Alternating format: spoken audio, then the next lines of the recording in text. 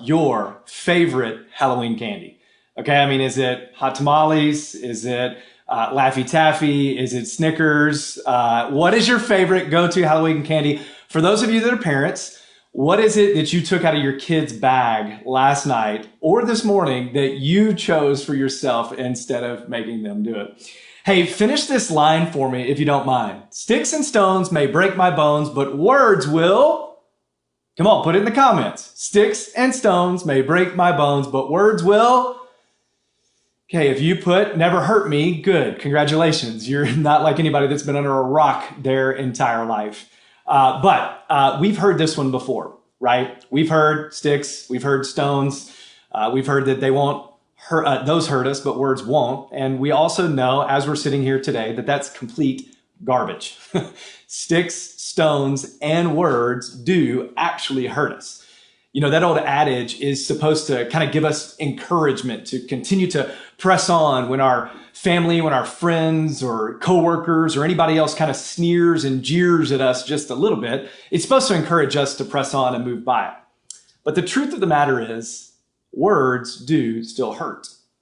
You know, when people don't respond in love, when they don't respond with grace or with humility towards us or compassion towards us, and they say hurtful things, it hurts. And I think the question you have to handle today and wrestle with is, how do you handle insult and suffering? How do you handle insult and suffering? Is this something that you do well with? Is this something that you don't handle so well? Maybe some of you just internalize that and it kind of festers inside for a long time and then it blows up in certain occasions. How do you handle insult and suffering? Does it bother you? Today, if you have a Bible, pick up. We're going to be in 1 Peter chapter 4, and we're going to be looking at verses 12 through 19 today. If you don't own a Bible, that's okay. Seth mentioned that we have an app. You can follow along in the message notes there. I also linked 1 Peter chapter 4 in the notes on Facebook as well. We're going to be in verses 12 through 19. And again, Seth mentioned it, but that app is the way that you can follow along with the series that we've been in 1 Peter. You can follow message notes if you want to take track of those and email them to yourselves. And for those of you that call Journey Point home, that is how you give back to God what is His through the give portion of that app. And if you've been following along with this for the last several weeks, really a couple of months, we're in a series that is called Different. And this is kind of the third installment of this series, right? We've been picking up with a man named Peter who walked during the life, during the death, and ultimately even the resurrection of Jesus. A guy that was one of his boys, right? One of Jesus's guys, a disciple that walked with him. He is writing this letter to a group of people that have been scattered. These people have been suffering. Honestly, they've had insults thrown at them because of the same man that Peter walked with, Jesus. And they were even killed because of their faith, some. Now, I don't know that Peter always handled suffering and insults well. It's really good to remember that Peter was also the same person that during Jesus' arrest, in the face of actual insult and suffering on that night on his own part, was a person that denied even being a follower of Jesus 3 times because of looking at suffering and insults that would come his way. Yet now he's overcome that where we are. And he's preparing other followers of Jesus to do the same thing about the suffering that they're going to be facing. So if you haven't handled suffering well, if you didn't answer this question like maybe we should have, hey, look no further than the example of Peter to know that we can overcome the insult and suffering in our lives. You see, he's helped these people have a different hope and realize the different hope that they have in Jesus. He then has helped them focus on the different people that they are called to be because of the different hope that they have, right? And then last, but certainly not least, he is here to show them that they have a different future in store for them, even in the face of insult and suffering. In fact, today, the very big idea that I want you to walk away with is this: insult equals blessing. I know, sounds crazy, but just kind of bear with me. We'll flesh this out here in a little bit, but insult equals blessing. Today, we get a great answer on how to handle insult from this man named Peter, and you'll see that he parallels our insult and suffering to that of Jesus. See, that's right. Jesus went through insults and suffering as well. See, in fact, those of you that are with us this morning that are still processing your thoughts about Christianity, this is one of my favorite things about the person named Jesus. You see, he's not just some leader that is kind of distant from us, that doesn't know or can't address what it is that we go through, but he's somebody that has seen the temptation that we've seen. He's suffered in ways that maybe we do. He's been insulted in ways that we have. He can resonate with us today.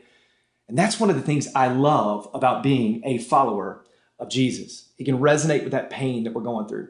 See, and Peter gives several ways that we can respond to insult and suffering. In fact, one of the first ones he says is, hey, don't be surprised at suffering, but expect it. I mean, Peter's kind of starting off with a bang here, right? Like Peter's getting right at it like, hey man, why are you surprised at what is coming your way is what Peter says. I mean, actually, he kind of says just that. Dear friends, he softens the tone a little bit. Do not be surprised. Say surprise. Type surprise in the comments below. When the fiery ordeal comes among you to test you, as if something unusual were happening to you. He's saying, don't be surprised, but expect what is coming. It's almost like he's saying, hey, bro, you signed up for this. And in fact, as a follower of Jesus, we did. You know, this is even consistent with what we see all throughout the other scriptures. And in fact, Jesus talked about it as well, right? From Jesus' words himself in the gospel according to a man named John, Jesus says this. He says, the world hates us because we do not belong to the world. You see, when we disagree with the world as followers of Jesus, with worldly standards, then the world will not accept our disagreement. Fact of the matter is, when we don't belong to the world, we're going to disagree with the world, and the world will not accept our disagreement. Don't be surprised when you live the way Jesus desires you to live, that you are going to face some insult and some suffering. Just this week, Seth prayed for our country. We know that this is a very political next couple of weeks, maybe even longer than that, depending on what happens and litigation and everything else. But just this week, I was asked a political question by someone, and it was policy oriented. It wasn't about a particular person. And my answer was purely an answer that was from a biblical standard of truth, right? And quite frankly, that wasn't received so well. It wasn't a fun conversation, and it wasn't received well, but I'm going to tell you the truth. I was not surprised. And here's the reason I wasn't surprised, not even in the slightest. Because our standard of truth in the world has not become this, but it's become emotions and feelings and my own desires. And when you oppose that with a standard of truth that is based on truth and not my emotions or feelings, when we stand on something different, then people are going to disagree, right? I added in a quote. I have a quote from Morgan Freeman, and he says that just because I disagree with you does not mean that I hate you. And that's something that our society needs to relearn again, right? And I think the question that we have to ask ourselves is, when is the last time that I have suffered because of my belief in Jesus or because of my belief in the standard of truth that he has allowed us to have? You see, if I haven't suffered because of my belief in Jesus or because of the standard of truth that he's given us, I'd have to ask if I'm even living the way that the Lord desires me to live. Have you shared your faith in a way that anyone would even know that you have a standard of truth or what it is that you believe for them to even disagree with you in the first place? Don't be surprised, Peter says, right? The second thing that Peter tells us, though, is this: don't be sad, but rejoice. Now, this seems like one of those statements that drives people crazy, right? Especially if you are someone that is still processing your thoughts about Christianity. You're thinking, man, you guys are nuts. Don't be sad at suffering and insult, but rejoice in insult. No one would do that, man. Nobody I know would do that. But yet, here we are, and Peter is telling us to do that. You see, even when I mentioned that the big idea today is to have the thought process that insult equals blessing, some of you probably push back just a little bit in your mind, right? But listen, here's what Peter says. Peter says, instead, rejoice. So don't be surprised what he said before this, but instead, rejoice as you share in the sufferings of Christ, so that you may also with great joy when his glory, rejoice with great joy when his glory is revealed. It says, if you are ridiculed for the name of Christ, you are what? Blessed. Say blessed. Type in blessed in the comments below. Because why? The Spirit of glory and of God rests on you. You see, earlier we asked the question, how should a follower of Jesus respond to suffering? Well, the answer is given here to us by rejoicing in it. And before you write me off as a lunatic, I think there's several reasons that we can actually rejoice when we do share in the sufferings of Jesus. And here's the first one. Sharing in the sufferings of Jesus is a privilege. See, sharing here means kind of like having in common with, right? That we are sharing and in common with. Think of my boys. They share in the likeness of me. Most of them, all three of them, look like little stair steps of mini-me's, right? That's the suffering that their world now is going to have to overcome, is that they look like me. And so that's suffering that they'll have that they can't get away from, right? But no, this sharing in the suffering of Jesus means that if we are suffering for Jesus, with Jesus, then it is a form of looking like him and being like him. And what a privilege that is. I mean, that should be a goal of every follower of Jesus, is to look like Jesus, not physically, obviously, but in the likeness of, in our life, in the fruit that comes from our life, looking and being like Jesus. But sadly, many Christians aren't suffering for Jesus because, quite frankly, many Christians don't look like Jesus. And that may just hit home a little bit, so let me say it again. There's a lot of Christians that aren't suffering for Jesus because there's a lot of Christians that don't look like Jesus. And shame on us for not having a life that looks like the life of a Jesus follower. We must strive to look more like Jesus because it is a privilege to share in the sufferings of him if we are living for him. But not only that, sharing in the suffering of Jesus means that it brings his presence on us. Man, God's Spirit just coming within us, resting on us, brings his presence, right? It brings intimacy with God. It brings continued change in our lives by him to look more like him. It means that we become empowered by him. Man, and all of those bring this different hope, right? That we have as followers of Jesus. It brings renewed energy. It brings renewed hope that we can have in our lives because his presence is with us. And it brings a different outlook into the future that we can have in a world that wouldn't have that same hope. You see, in our suffering, we realize our weakness, and it's in our weakness that we realize our need for God. And when we realize our need for God, we are asking his presence to come into our lives and change us forever. When we share in the sufferings of Jesus, it brings his presence into our lives. That is why insult can equal blessing. And look, it's backed up in 1 Peter 4. It says, if you are ridiculed for the name of Christ, you are blessed because the Spirit of glory and of God, what? Rests on you. That's why insult can equal blessing. And so guys, when we suffer for Jesus' sake, we can rejoice. Don't be sad, but rejoice. But Peter also says this, not only don't be sad, but rejoice. Not only don't be surprised, but expect it. But also don't sit back, but evaluate in your insult and suffering. I mean, the question becomes is why are you suffering in the first place? Too often, I think we just kind of sit back and, I'm going to use a Southern term here, we waller around in our suffering. Now, for those of you that are not from the southeastern part of the United States, wallering around, think of like a pig. A pig wallers around in the mud, right? Little Tennessee comes out of me every now and then. And what happens is we just kind of sit and waller around and are complaining about our suffering and what's going on in our life. We don't even evaluate why we're there in the first place. And so don't just sit back, but evaluate. Don't wallow around, but evaluate, why are we here in the first place? I mean, look what Peter says. Peter says, let none of you suffer as a murderer, as a thief, as an evildoer, or a meddler. He's saying, when you evaluate, don't be suffering because of these reasons. But if anyone suffers as a Christian, let him not be ashamed, but let him glorify God in having that name.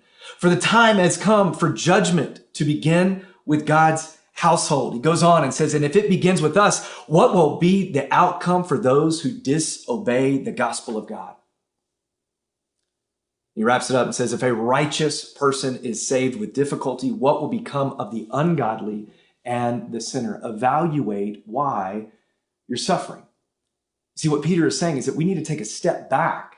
We need to get to the bottom of why we are where we are. Are you suffering as a murderer, as a thief, as an evildoer? Basically, is this suffering brought about by living outside of the way God desires us to live, which is what we call sin? See, too often we suffer because we don't like to submit to God's plan. We think we can do a better job on our own. We don't want to submit to his authority or his commands that he has for us. You know, it's funny, I fought becoming a pastor for a really long time. I had a career in medical sales. I had things that I wanted to achieve. I had my desires, my hopes, and my dreams, and that was not a part of it. And you know what happened? Because I chased what I wanted, I suffered from joy, from contentment, from happiness for a while because I was chasing the wrong things. I wanted my thing, not God's plan for my life. Some of you are having struggles in your marriage. Others of you are having struggles and suffering and insults in your job. The question is, what sin or what aspect of living outside the way that God desires us to live is maybe a cause of that?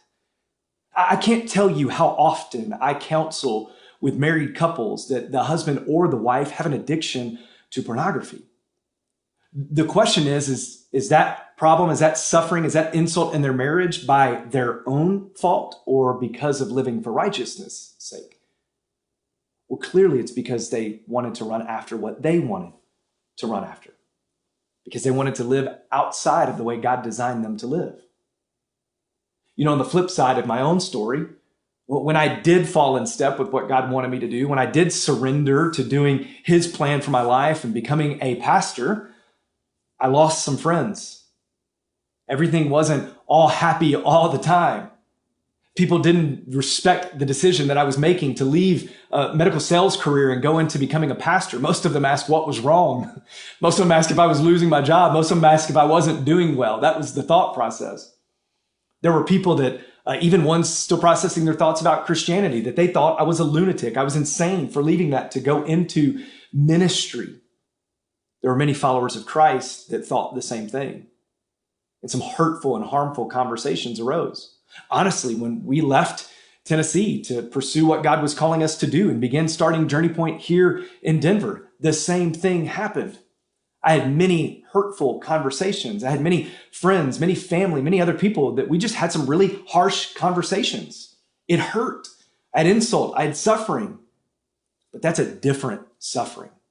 See, that's a suffering out of righteousness' sake for God's glory, not my own. Both hurt, by the way. Neither one of them are easier than the other. Both hurt and sting. But one is for my own glory, and the other one is for God's glory. And if I'm choosing between those, I'm going for God's glory every single day of the week. You have to evaluate in your insult and in your suffering right now, in the insults thrown your way, in the suffering that you're facing, is that out of maybe some sin in your life of living outside of the way God desires? Or is that for righteousness or Jesus' sake?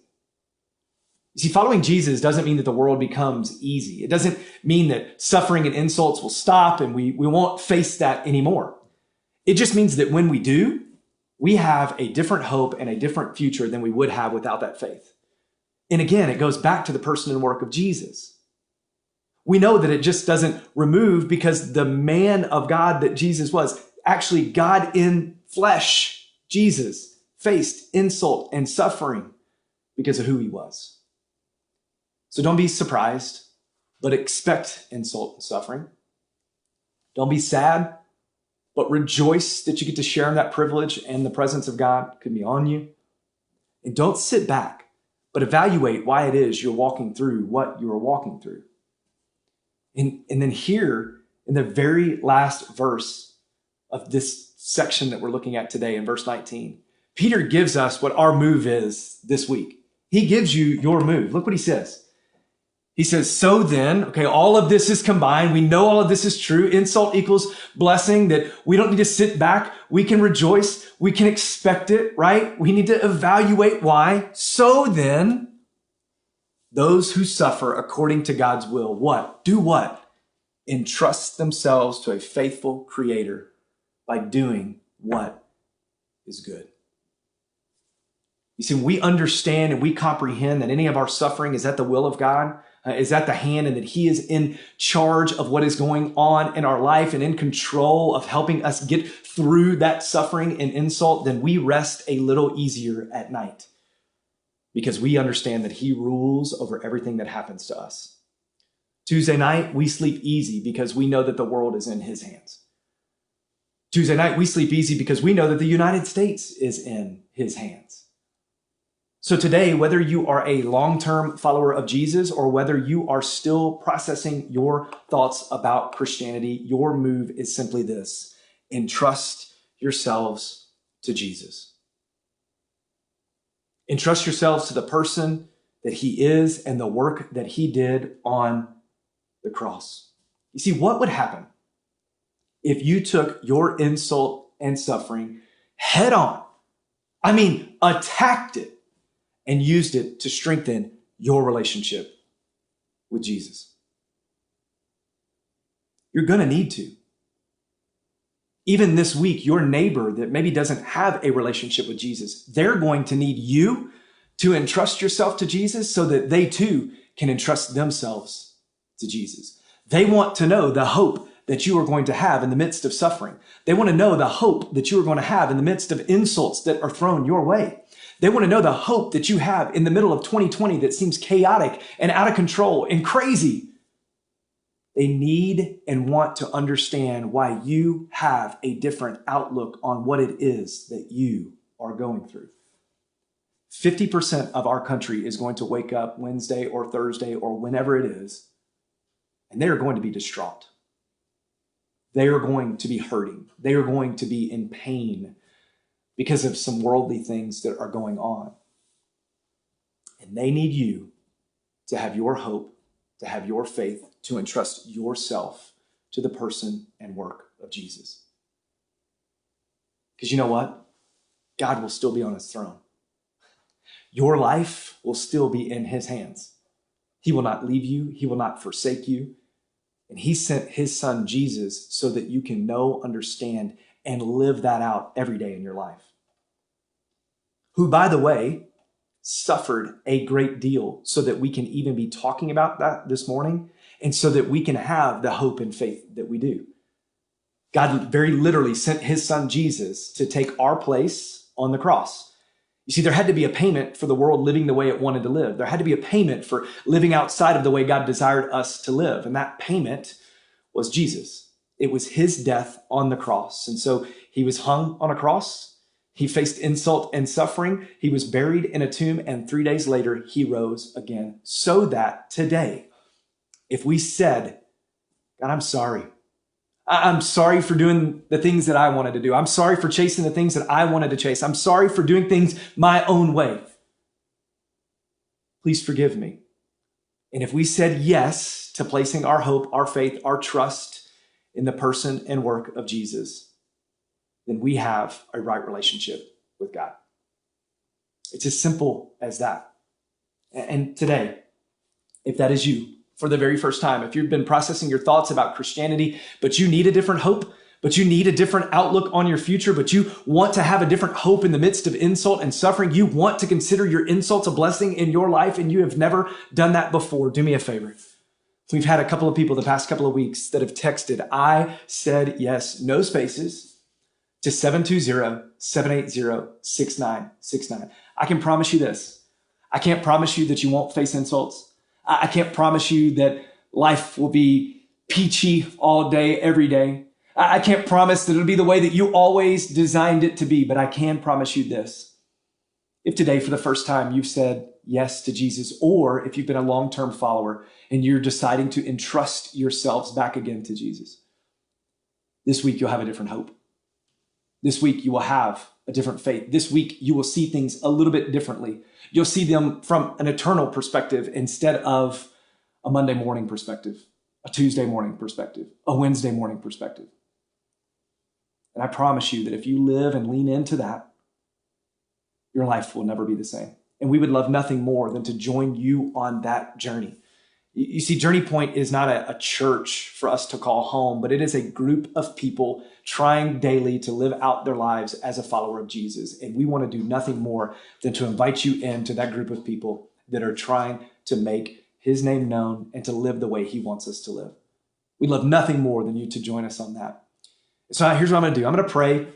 And then this time, as we go into worship, I want you to worship.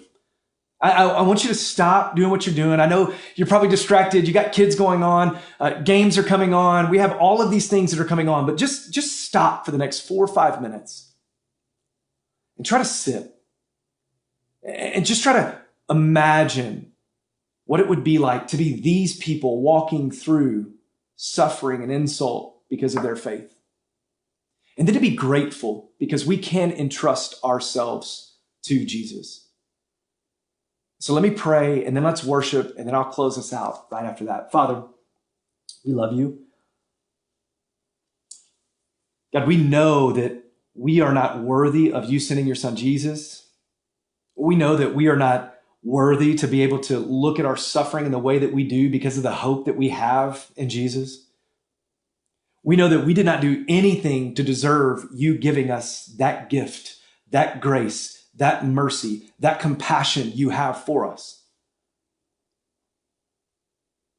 And we know there are many other people that do not know that hope, that faith, that compassion that you have for them. God, I pray today that you would help us entrust ourselves to Jesus, entrust ourselves to the work that he did for us, entrust ourselves to living the way that he desires us to live. We won't be perfect. We won't get it right 10 out of 10 times. Lord, but let us try. Let us live. Let us be bold. God, let us have some difficult conversations because that means that we probably look a little bit more like Jesus. God, let us not be afraid of having a standard of truth and not living on our emotions and our feelings and our own wants and our own desires, but to look at things from your perspective. God, because this is your world. These are your people. Our neighbors were made in your image. We were made in your image. God, we are yours. And so we entrust ourselves to you and the standard of truth that you have given us. God, let us remove every other selfish want and desire and own thoughts and own opinions. And let us base everything that we do off of this beautiful book and collection of books that you've given us called the Bible. God, do the work that only you can. And again, I echo what Seth prayed. Father, that Wednesday, when we wake up, God, that we understand that you're still in control. God, that we pray Proverbs 21:1 that says that the king's heart is like channels of water that you direct them in whatever way that you wish. God, that whoever wakes up that Wednesday morning as a winner, we pray the same prayer, that king that you've placed here would have a heart like a channel of water that you direct it where you wish, God. Not where I wish, not where anybody else wishes, God, but that it's directed where you wish. Father, and help us be light for a dark world. 50% of the people around us are not going to be happy. And God, let us be a hope and a light and a beacon shining on a hill for them. We love you, we praise you, and we thank you. It's in your name. Amen. All right, sit there. Try to avoid distraction. Turn it up just a little bit, and let's spend just a couple of minutes worshiping, and then I'll close it out.